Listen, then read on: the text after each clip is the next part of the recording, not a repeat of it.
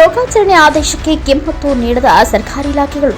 ಮಾಜಿ ಮುಖ್ಯಮಂತ್ರಿ ಹಾಗೂ ಕೇಂದ್ರದ ಮಾಜಿ ಸಚಿವರಾಗಿದ್ದ ಎಸ್.ಎಂ. ಕೃಷ್ಣ ಅವರ ನಿಧನದ ಹಿನ್ನೆಲೆಯಲ್ಲಿ ರಾಜ್ಯದೆಲ್ಲೆಡೆ 3 ದಿನಗಳ ಕಾಲ ಶೋಕಾಚರಣೆಗೆ ಸರ್ಕಾರ ಆದೇಶ ಜಾರಿ ಮಾಡಿದ್ದು, ತಾಲೂಕಿನ ಮುಖ್ಯ ಕಚೇರಿಯಾಗಿರುವ ತಹಸೀಲ್ದಾರ್ ಕಚೇರಿಯಲ್ಲಿ ಅರ್ಧಕ್ಕೆ ಧ್ವಜಾರೋಹಣ ಮಾಡಿರುವುದು ಡಿಸೆಂಬರ್ 11 ಬುಧವಾರ ಕಂಡುಬಂದಿತು.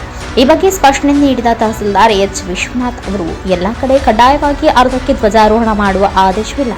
ಜಿಲ್ಲೆಯಲ್ಲಿ ಒಂದು ಕಡೆ ಜಿಲ್ಲಾಧಿಕಾರಿಗಳ ಕಚೇರಿಯಲ್ಲಿ ಧ್ವಜಾರೋಹಣ ಮಾಡಲಾಗುತ್ತದೆ ಹಾಗೂ ದಿನನಿತ್ಯ ತಾಲೂಕು ಪಂಚಾಯಿತಿ ಮತ್ತು ಗ್ರಾಮಾಡಳಿತ ಕಚೇರಿಗಳಲ್ಲಿ ಅರ್ಧಕ್ಕೆ ಧ್ವಜಾರೋಹಣ ಮಾಡುತ್ತಾರೆಂದು ನಗರದಲ್ಲಿ ಮುಖ್ಯ ಕಚೇರಿಗಳಾದ ಡಿವೈಎಸ್ಪಿ ಕಚೇರಿ, ಕೃಷಿ ಇಲಾಖೆ, ಪೊಲೀಸ್ ಠಾಣೆ, ವಲಯ ಅರಣ್ಯ ಮತ್ತು ಸಾಮಾಜಿಕ ಅರಣ್ಯ ಇಲಾಖೆ, ಬಸ್ ಘಟಕ, ಶಿಶು ಅಭಿವೃದ್ಧಿ ಯೋಜನಾ ಇಲಾಖೆ ಇನ್ನಿತರ ಹಲವು ಸರ್ಕಾರಿ ಕಚೇರಿಗಳಲ್ಲಿ ಅರ್ಧಕ್ಕೆ ಧ್ವಜಾರೋಹಣ ನೆರವೇರಿಸದಿರುವುದು ಎಸ್.ಎಂ. ಕೃಷ್ಣ ಅವರ ಅಭಿಮಾನಿಗಳಲ್ಲಿ ಆಕ್ರೋಶವನ್ನು ಉಂಟುಮಾಡಿದೆ.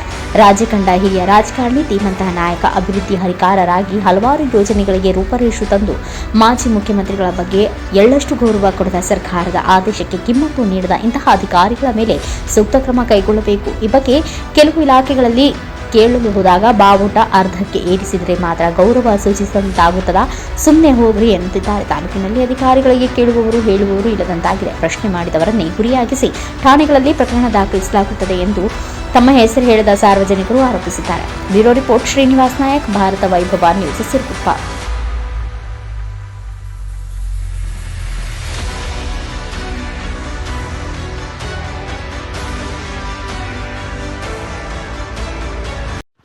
Thanks for watching. Read, discuss and debate with editor Dr. Yan Prashant Rao. Wanted reporters in print, digital and visual media for Bharat Vaibhav Daily Newspaper, BV News 5 Channel and BV Fast Web News from all the talukas of Karnataka, Goa and Maharashtra.